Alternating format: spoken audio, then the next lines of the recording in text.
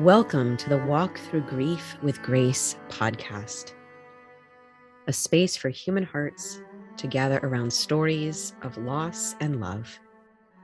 I'm Jen Cormier, your grief guide and host. It is my honor to have you join us through this sacred act of listening. May you receive something here that you need, something that is healing and calls forth your compassionate heart. We are so glad you're here.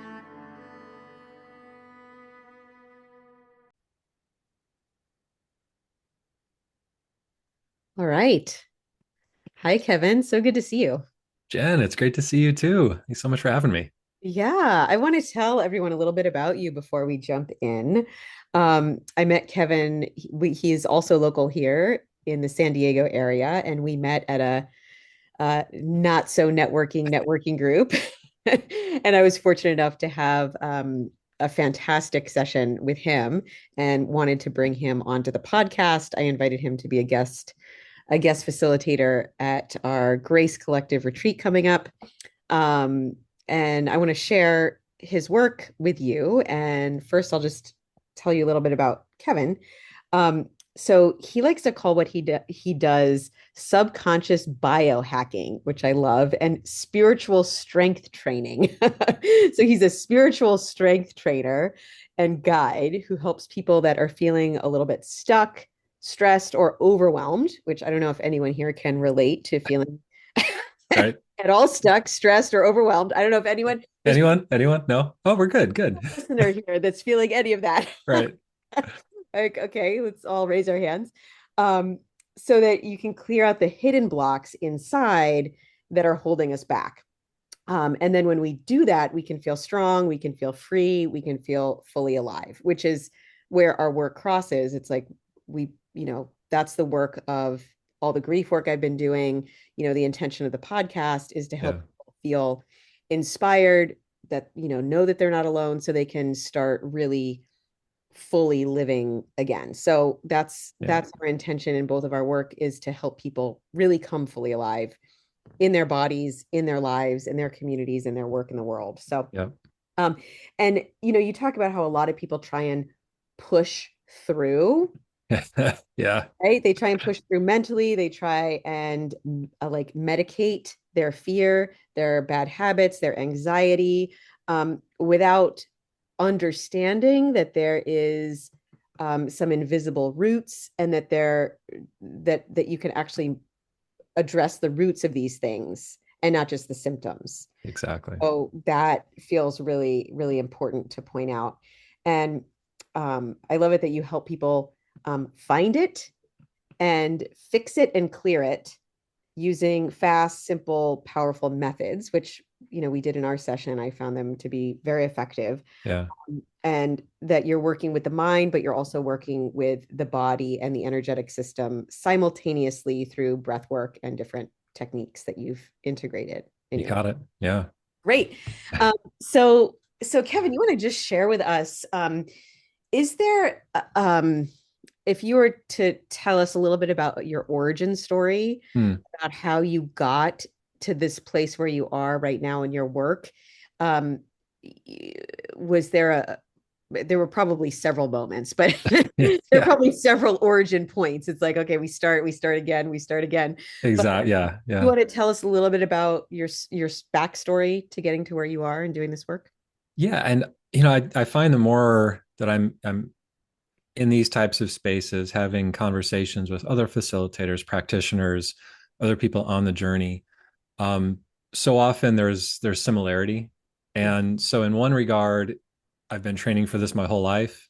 Mm-hmm, On the other hand, I wasn't looking for it and I kind of stumbled into it. mm-hmm, And the third one is it really is, in my experience, for me, coming home to a blueprint or a handbook on how to live, basically getting the handbook for living a human life, mm-hmm. which we aren't given Yeah. because we are born into, for most of us, constructs, families, systems, family system, society system, um, you know, social systems that tend to have their own rules Yep. own regulations, own limitations, own challenges, and own benefits. But unfortunately, most are by and large born out of separation, Hmm. born out of fear. Yep. There wouldn't be laws and jails and government without as much fear as everybody has of themselves and of the other, Yep. whoever, whatever we perceive that to be. Right. So yeah, it was, in some ways I felt connected to what I call like the quantum grid or the ether or zero point energy field. I had an experience when I was really young where there was a quiz on a flight, a holiday flight. We're flying back from visiting family, and the stewardess was, or the flight attendant stewardess at the time was having a competition of, who, what was the longest distance of the Wright brothers' first flights, Hmm. and you win a bottle of champagne. And in the 80s, there were no, seat back entertainment. I barely had magazines. I was just bored staring at the back of the seat. Right. So I started thinking about planes. I was maybe 5. I started thinking about, um, maybe I had or hadn't seen a picture of, the Wright brothers' first plane or not. And then all of a sudden the numbers popped into my head. It's like 832. I'm pretty sure that's what it was. And so I said, I know the answer. My Hmm. dad's like, all right, tell her. So I said 830, and it's 832 feet. My parents won a bottle of champagne. So where did that knowledge come from? Where did that information come from? At Hmm. the time, it felt like I just kind of plucked it out of the air, but inside my system, inside my mind. It was like, boom, it was just right there. Hmm. So that's kind of an early one. 18, I share colloquially, and with no intention of diminishing anybody's experience, but it was the first experience I had with what I call now a post-death consciousness exercise. Hmm. Because a lot of times the fear of what comes next or the fear of our inevitable transition really can cloud our experience in life. And it's kind of like a governor on a car where we can't go above a certain speed because we've got these things that are holding us back. Hmm. And I had this thought of, what if I just wasn't here? Well, it was a big transition. There's this kind of stepping into adulthood, stepping out of childhood. So there's some, we can look at it through the lens of more metaphorical death, of, death of innocence, moving through into, using those experiences and stepping into adulthood. But I didn't know what I was doing, but I had that thought of, what if I just checked out? What if I wasn't here? Hmm. And I had this voice in my head. It was my voice, but it was a little bit different, that said, all right, tough guy, you're tough enough to have this thought, then you're tough enough to do it. And not do it literally, but I understood in that moment, it was like, no, you have the idea of it. You got to think your way through it, because otherwise you're not going to be able to escape this thing. Uh-huh. And I find so often with those of us that are in that space of really a low space or desperation or feeling so disconnected from ourselves, that there is this sense of like staring into the void, or if anybody's ever experienced like a high rise, or being at the edge of the Grand Canyon or something, and you kind of have this draw of like, what if I just jumped? What if I just, and Hmm. because I've had those. I don't know if anybody else has, but it's like, ooh, that would be a heck of a ride. But then it's like, yeah, the aftermath would suck, especially if we don't have a parachute or some soft landing. Right. So I go through this exercise, make myself go step by step with what I imagine this would be. It was terrifying. It was really emotionally challenging. I was shaking a little bit. But then after, I stepped into this space internally again of so much more expansive, voluminous space, Hmm. where it felt like I went from a tiny little cabin that was really not a lot of room to move into this massive warehouse, and eradicated any fear of that inevitable transition. Because as I moved through it, when I got to what I perceived as kind of the other side, but I was still seeing and sensing things. It was so peaceful, so connected, so familiar, and just so full of love and acceptance, Hmm. that I recognized that the transition, while that can be traumatizing, once we are through that transition, the trauma that remains is largely with the ones that we've left as we have transitioned. Hmm. Because depending on your belief system, I perceive we're back with source, Yeah. whoever, whatever we determine that to be, label that to be, whatever we define that is. And so that really shifted things. And then kind of had a normal human adult life. I went to college, met my wife. We were both working in a restaurant. started our lives together, had a family, grew professionally, and then our relationship started to uh, get some friction. Started to, all of our old stuff started coming up. Those childhood wounds that we were both of us are interested in psychology. I was a designer, she was a psychologist. Both of us had a lot of deep knowledge of the human condition and the way the mind works, and the way the body works, and we still got trapped in it ourselves. Mm-hmm. And then we have some interventions, and right people, right time, right practices come across our path, and we embrace them with an open arms, because we have this recognition of the way it feels in this interaction. It doesn't feel like us. It feels gross. It feels yucky. I'm so sick of blaming you for the way I feel. This is like, I got to get off this merry-go-round. Mm-hmm. And then that turned into a 3 year for me kind of, I like to call it my doctor or my graduate program of life, where I was just working on myself daily, energetically, emotionally, and by proxy, spiritually, until I have this massive Satori, earth shattering, paradigm shifting enlightenment experience in 2019. A supernova went off in my head. A whole bunch of crazy stuff happened, and the voice in my head changed. And what I heard was, "Oh my gosh, I'm so glad you made it. We're gonna have so much fun together." Hmm. Like, that's okay. Who? Hello? Huh? And that really kind of launched me on this new trajectory of taking what I had cultivated in my design career with being able to simplify complex systems and translate them into easy to use interfaces, and applying those same tools and approaches to the human interface, to the human experience, Hmm. in order to get a better handle on the vessels we're in, the earth suits that we embody and we inhabit, and really transform our relationship to every aspect of it, so we can get back to that healed wholeness that is waiting for us within, waiting within everyone. We can get back to that place of grace and agency Mm-hmm. and responsibility and freedom that's all right there on the inside. Mm-hmm. Yeah. Mm. Yeah, and I think that that is it's it's it's an essential belief that is that we have this healed wholeness within, Mm-hmm. and all we Yeah. have to do is get back to it, right? And I think that that is such a hopeful Mm-hmm.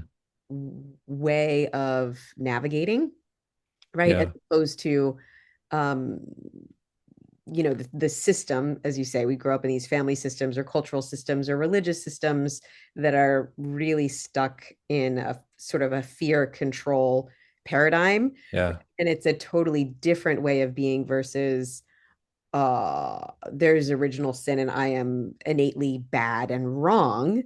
Right. Then there's nothing I can do to become whole and complete, right? So I Yeah, think, exactly.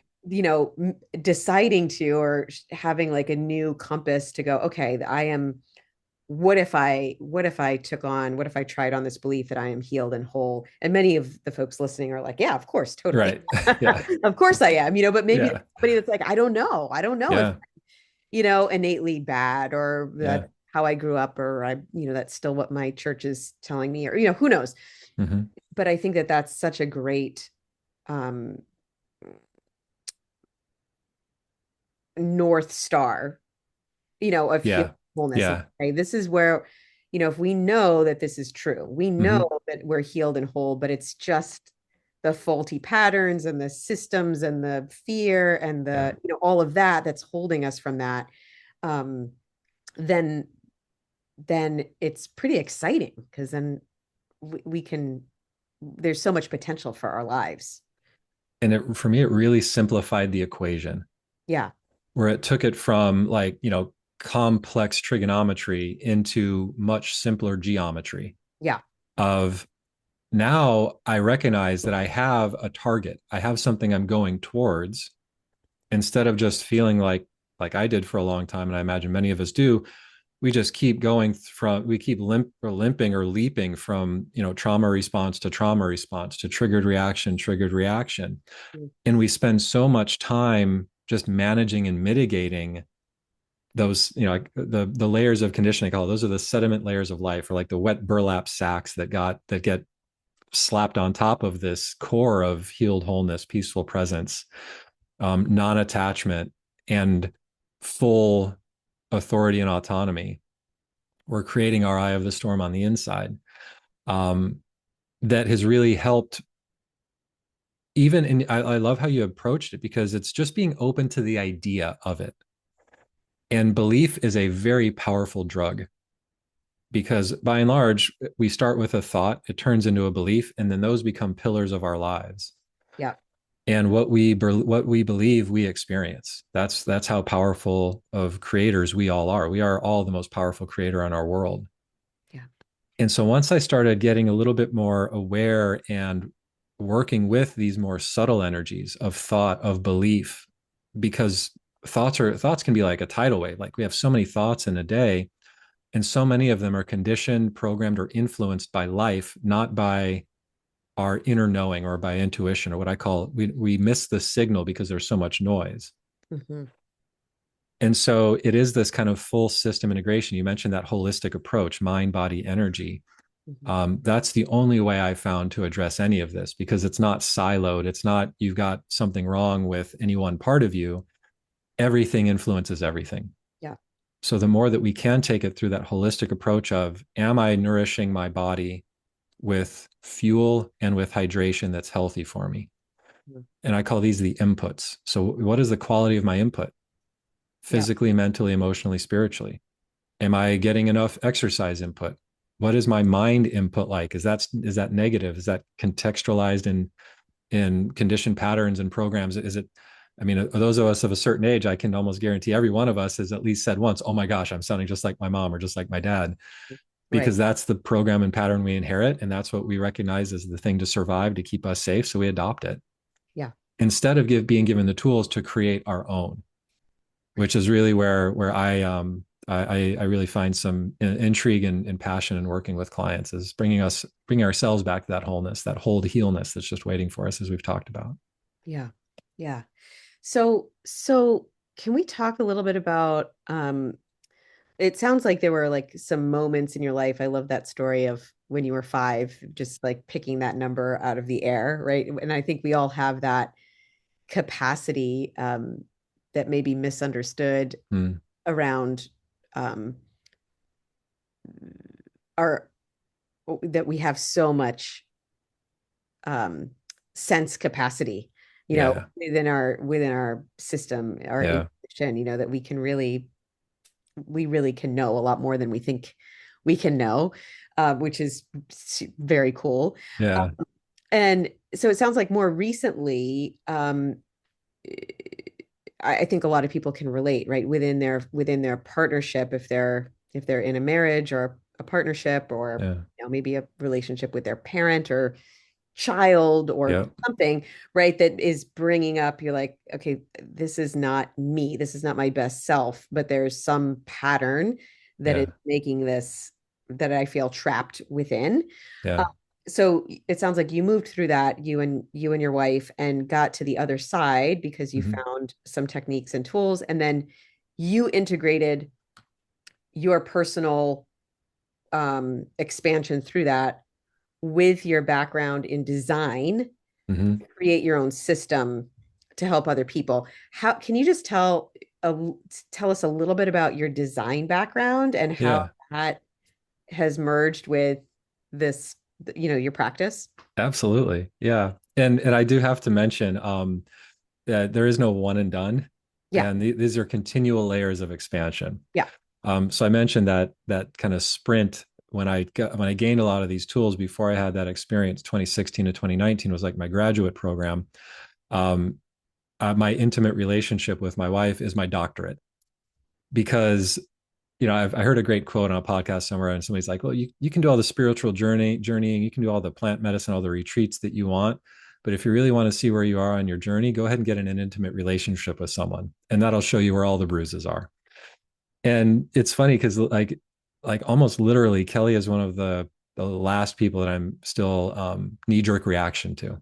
And I've continued to work on myself. So even this year, I've had new breakthroughs and new gotten to new places within of even greater expansion that are continuing to improve our relationship. So with that said, yeah, so I knew early on that I wanted to be an artist or designer. I was fascinated by symbology, by color theory, by shape, by form, and how those things really influence and impact us as humans.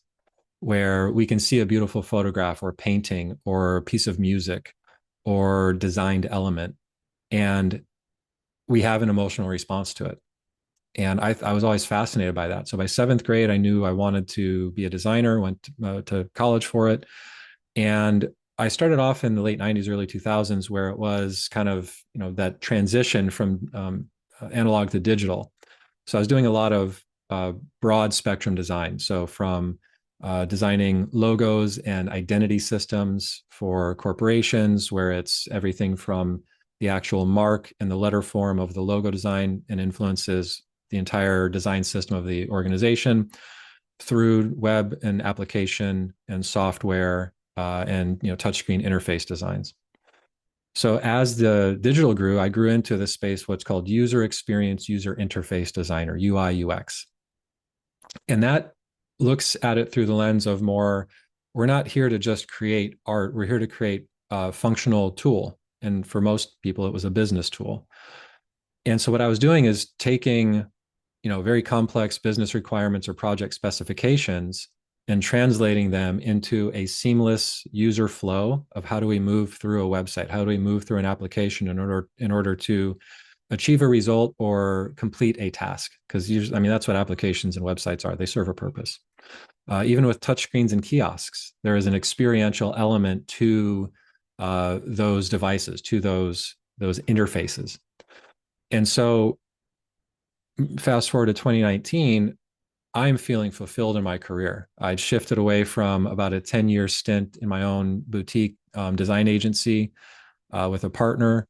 And I'd been contracting and consulting for about 3 years. I was making my own hours, working with the clients I wanted to work with. We were taking vacations. I was surfing whenever I wanted. And I kept scratching that itch of this kind of, personal development, kept working on the inside.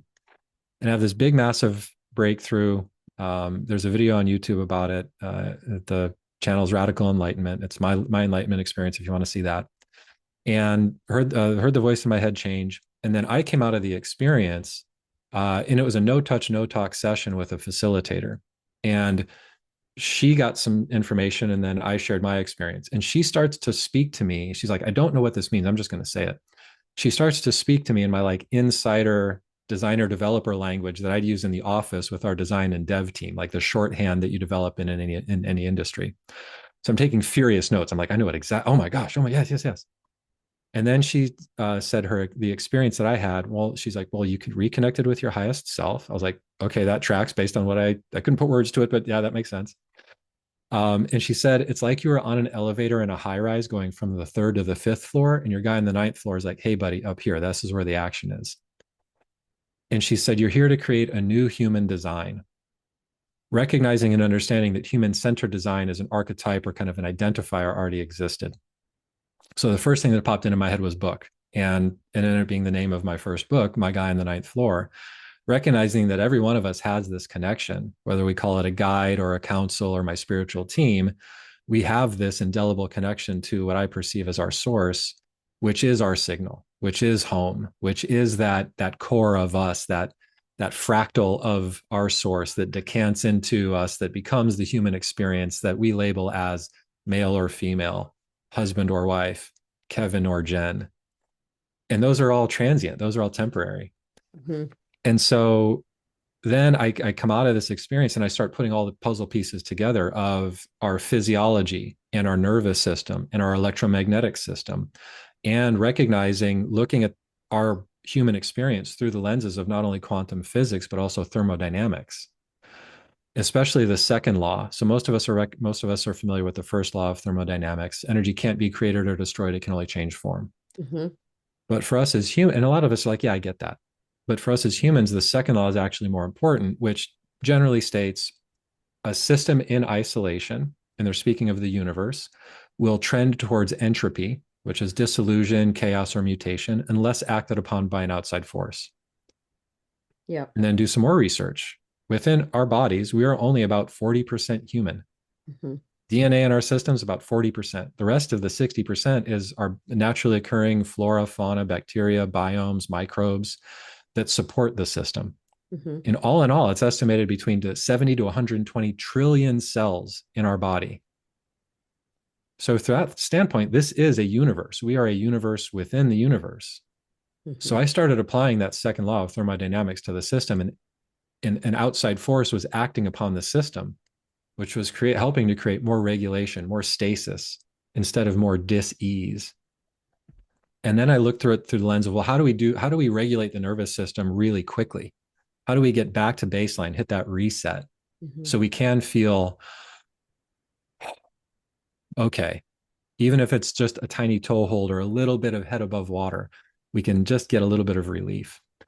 And then how can we go deeper? How can we go further? How can we go faster? Hmm. Because the thing that frustrated me when I was coming up, and I was seeing some spiritual writings in the 90s and in the early 2000s, and the prevailing wisdom I was getting was, well, you just got to meditate up to 8 hours a day or say your mantras up to 800 times a day, and that'll get you through. And I'm Hmm. like, that sounds miserable.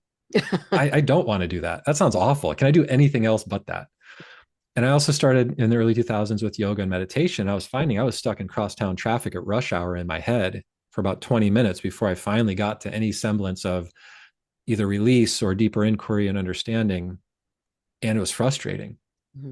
So I start to find some resources and kind of co-create, or take what's there and build into something different and new. These really quick hit, quick win processes that we can all use as tools to gain more autonomy, more authority, and more agency over the system that we're in. Hmm. Because so often the subconscious is running the show. It's a loop of a thought we've had before, a judgment, a comparison, a dismissal, a jealousy, a desire. And a lot of times it's negative. Hmm. And so I got to this place of recognizing that about 85% of our thoughts on any given day are going to be negative, and coming across some research that suggests the same. And about 95 to 98% are going to be a version of something we've thought before. So Hmm. I'm like, well, why am I listening to anything that's going on in my head right now? Right. If that's how much the deck is stacked against me, I have to sift through all of that noise to find the little flakes of gold that are actually there. So I start using tools like muscle testing, again, getting out of my head and into my body. It's the integration that we've been missing because we've really spearheaded a lot of neck up Yeah. exploration in the West. Yes. And we've really shut the body down because we haven't wanted to feel the things. We haven't wanted to acknowledge or address the things.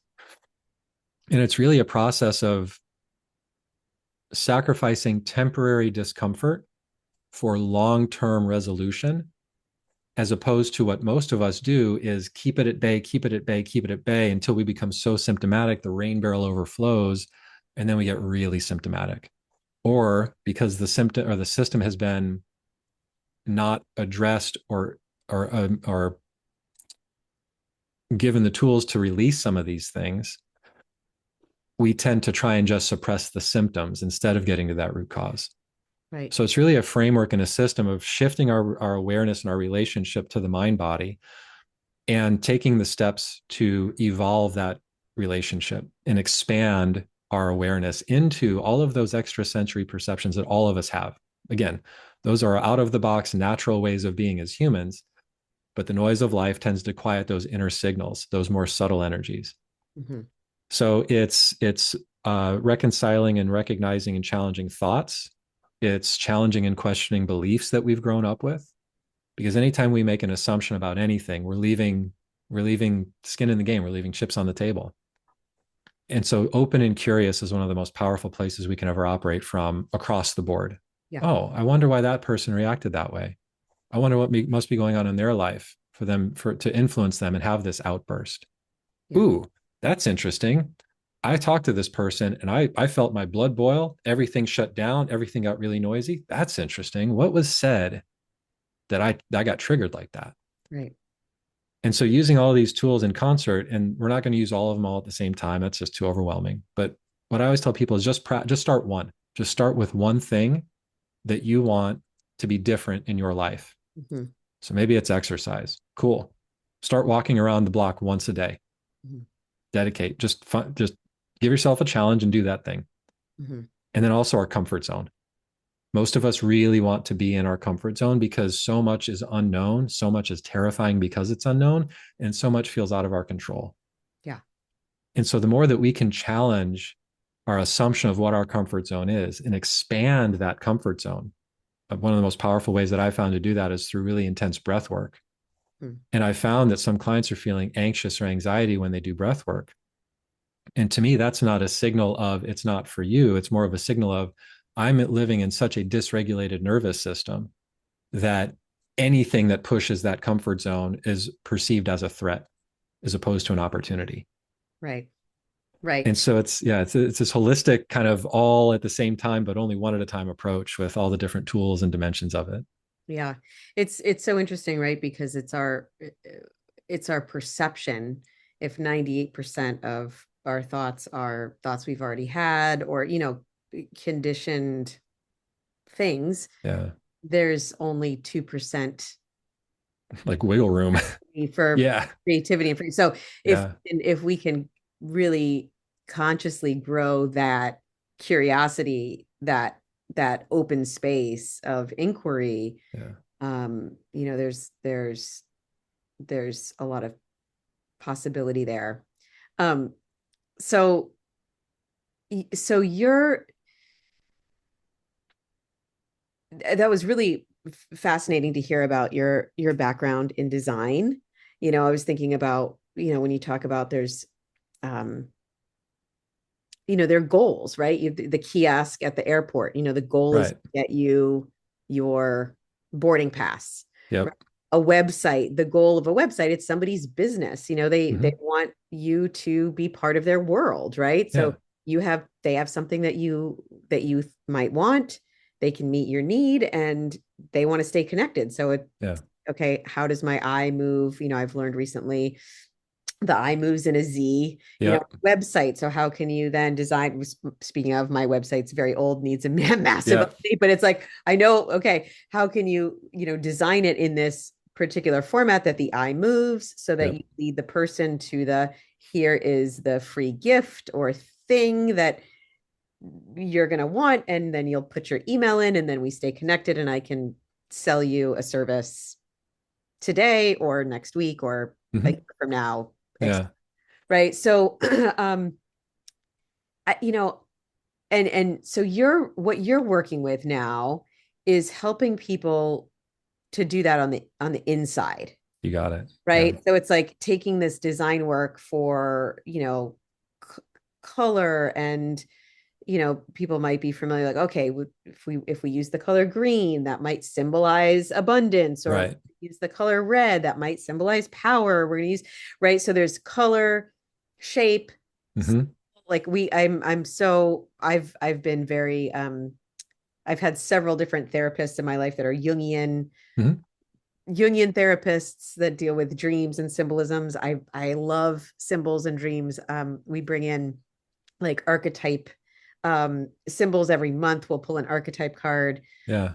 in the Grace Collective. So like we're very into sort of dreams and symbols and poetry and that kind of thing. Mm-hmm. So so that was your background. You Mm-hmm. successfully help these businesses get to where they want to go in that interface with potential clients out in the Yeah. world, analog to digital to whatever. And now you're going, okay, now I can take this and help people on the inside find more organization, because if we don't do anything, like things are falling apart more or Yeah. less, right? Yeah. So Chronic symptoms, chronic ailments, this mental illness, depression, all anything chronic without like if I'm in a wreck and I break my arm, hmm, I have a direct correlation between the inception of the experience and the outcome. right, And I'm going to go get that thing set. right, I'm not going to do energy work on a compound fracture. right. What I am going to do is do energy work on my nervous system to enable my system to heal as effortlessly and efficiently as possible. But if it's something without a specific or origination point, or if it is something specific, a relationship ends, we lose a family member, abuses when we're young, those are also monumental experiences Yeah. that reverberate throughout our lifetime and echo in perpetuity unless there is an outside force that acts upon it. And when you Yeah, say outside force, yeah. like my mind goes a couple different ways. Like I'm thinking outside force, God. I'm thinking outside Mm, force, therapist, angel, my bigger consciousness that's coming hmm. and seeing myself. Yeah. Is that like what do you when you say outside force, Yeah. do you mean like this kind of work? A supportive intervention, Uh-huh. a helper.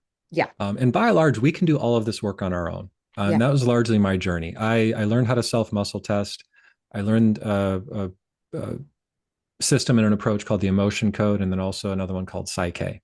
Hmm. And I was off to the races. I was Hmm. like, finally, I have these tools, these interventions Hmm. that I can use. And every time I do, I feel better and better and better. Yeah. And the challenge with that is that it's not a straight line. It's more like chutes and ladders. That Yeah. game from, I don't know if everybody is familiar with that game from childhood, where you're on a board and then you hit a spot and you get to accelerate and you go up a ladder. And then you Hmm. go three more spots, oop, it's a chute, and then you get knocked back down. Right. So it tends to be, two steps forward, one step back, 5 steps forward, 3 steps back, 10 steps back, 18 steps forward. Right. So it's definitely a non-linear journey, which can be frustrating. But by and large, when we use these tools, whether it is simply just brain balancing and nervous system settling exercises, just to get a reset, that helps to create a little bit of space. Hmm. And then we take the next step and intervene at that emotional belief or trauma resonance level. Hmm. So we release the intensity of the experience with focus and intention. And we also have a target of where we want to get to feeling wise on the other side of it. Hmm. Excuse me. And in real time, what we're able to do is alchemize and transform our relationship to that experience, person, or situation. Hmm. So we're not changing anything that's happened to us. Some people like to do that. Some people want to repattern completely traumatizing experiences they've had, which is one of the approaches that we can take. Hmm. What I like to do is change my relationship to the things I've experienced, because everything I've experienced has influenced where I've gotten to. So we couldn't be having this conversation without everything I've ever experienced in exactly the order it did happening in the way it did. Hmm. And I wouldn't sacrifice this for anything. This is a beautiful afternoon for us. Right. Right. Um, so yeah, it's really, one, the user interface, we've all got an interface, but we all have different experiences because of the specificity of our situations that we've experienced, our growth that we've had. So, whereas I don't know what everyone has experienced, I do know tools and interventive approaches that we can take that can help absolutely everybody when we're ready. Yeah. And that's the other key. We are the most powerful creators in the world. So if we are not ready, there's nothing that we can do to move heaven and earth to get us ready, because Hmm. that's how powerful we are. Hmm. And so when we get to that place of openness and readiness, we can move mountains in minutes. We can transform our relationship to trauma and grief and shame and guilt and self judgment and self depreciation, all of the things that we carry with us that are really just like Morley's ghost in A Christmas Carol, just like carrying these shackles with us that we haven't been able to release or put down. Yeah, so it's just releasing those, learning the tools, learning the techniques, and then practice. Like consistency is the key, Yeah. because we've been practicing going the other way. We've been practicing just focusing on the symptoms, surviving in survival mode, carrying heavy loads of grief and shame and guilt and fear and separation with us. That it's important to start practicing those interventions with as much consistency as we have almost naturally with the negative stuff. Right. Right. Because the negative stuff has been there, not consciously on a daily basis for years, Yeah. years. Yeah. And that's where I share the spiral upwards towards where we want to go has to be intentional, Mhm. because the spiral downwards is automatic. Yeah. It's effortless. That's the slippery slope of a fear response, stress response.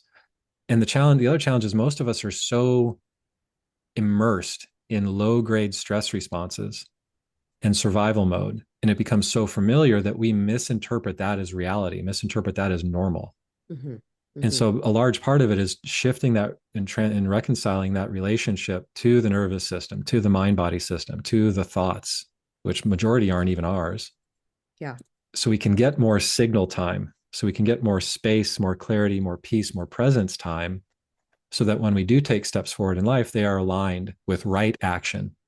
And we're going towards something that we desire and trying, instead of trying to escape something we want to gain freedom from. Yeah. There's a big distinction and subtleties in those journeys as well. Yeah. Because the escaping what we're afraid of is a different journey than moving towards space and freedom. Yeah. Yeah. Yeah. There's a story going around. I heard it a couple of different places, the difference between cows and buffaloes. So a herd of cows, if there's a storm approaching, will try to escape the storm, run away from it. Mm-hmm. But most storms are going to move faster than cows. So while the cows are trying to move away, the storm is catching up. And the cows tend to spend a lot more time in the storm because they're still trying to get away from it. Right. A herd of buffalo, if they see a storm coming, they halt and they turn directly into the storm and they charge straight at it. Mm-hmm. We're still going to get wet. Life is full of storms.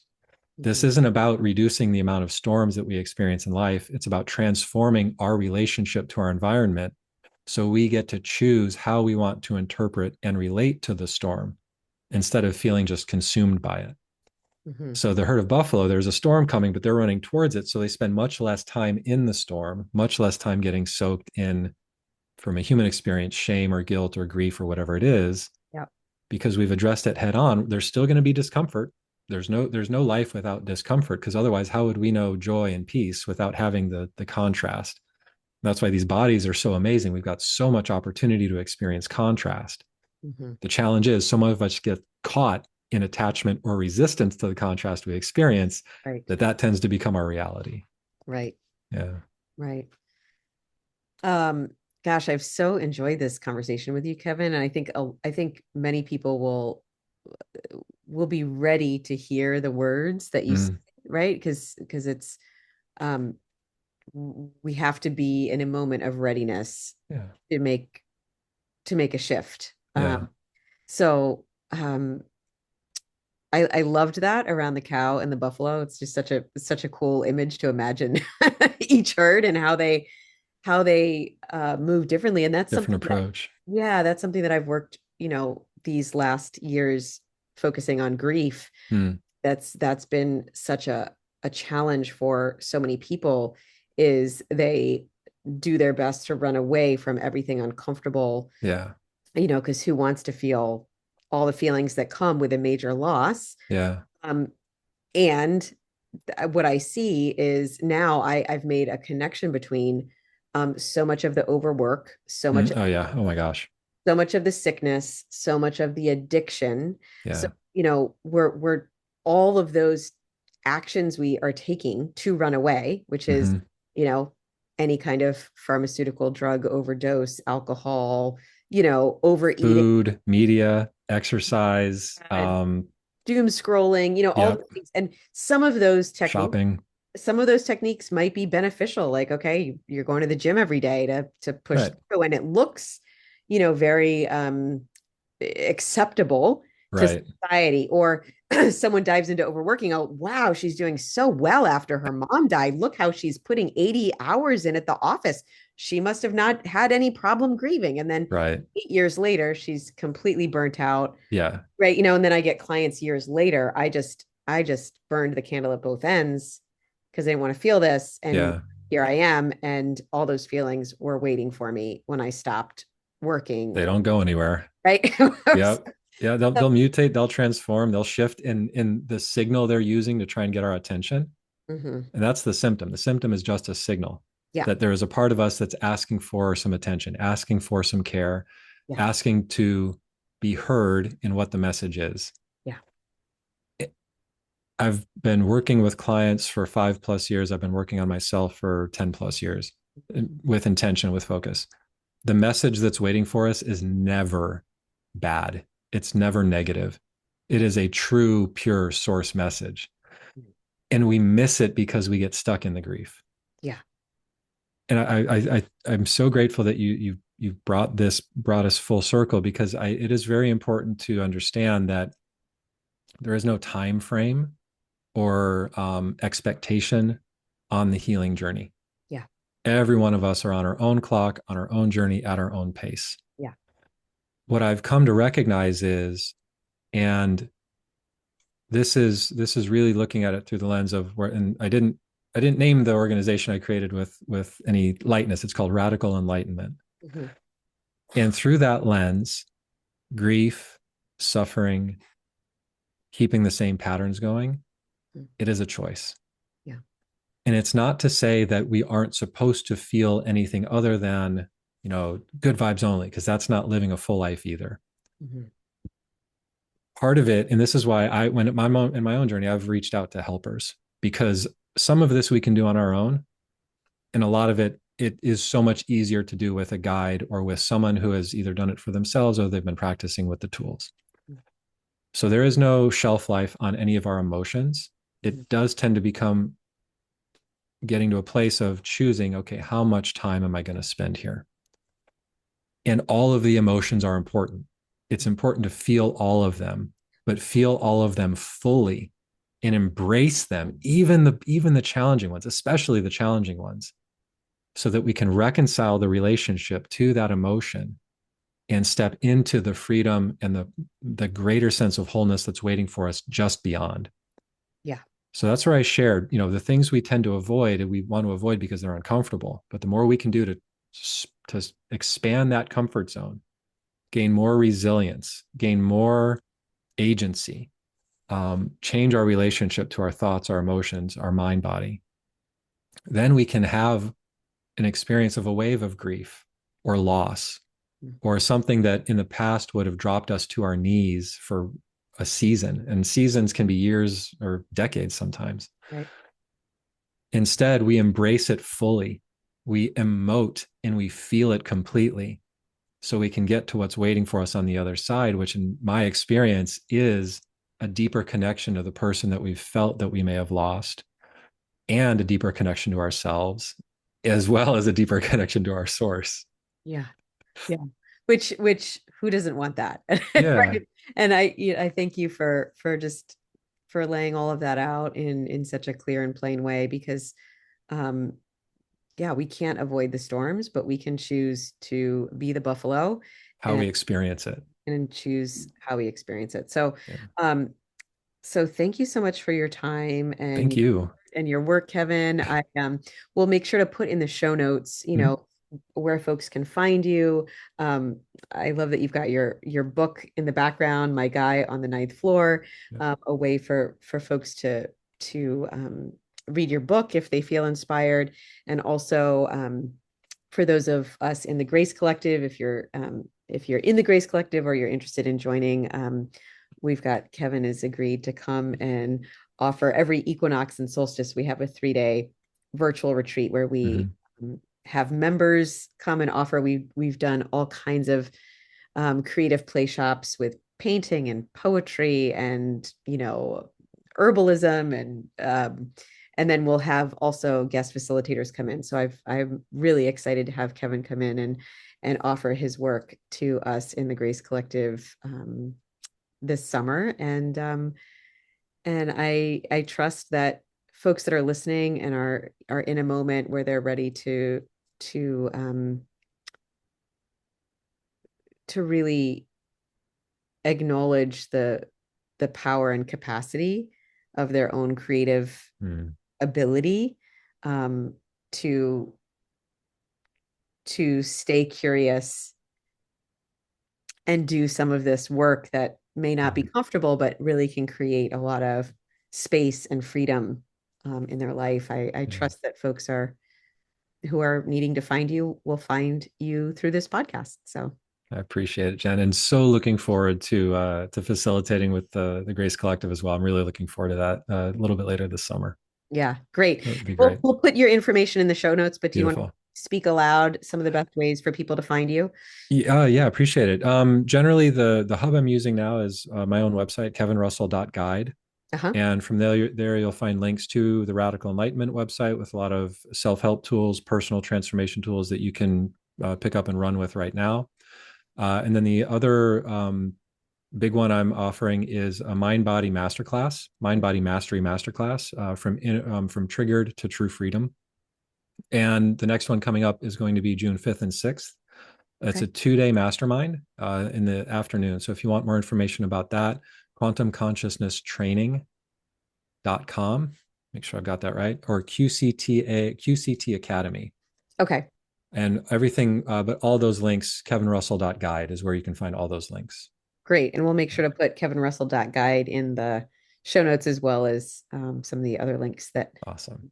you'd like people um, to explore. So Appreciate it. I thanks so appreciate much, it. Kevin. I so enjoyed our conversation. Thank you, Jen. Absolute treat. Getting to know you over the last few months has been an absolute joy, and I'm excited to see where we take things next. This has just been such a treat to speak with you today. I appreciate it.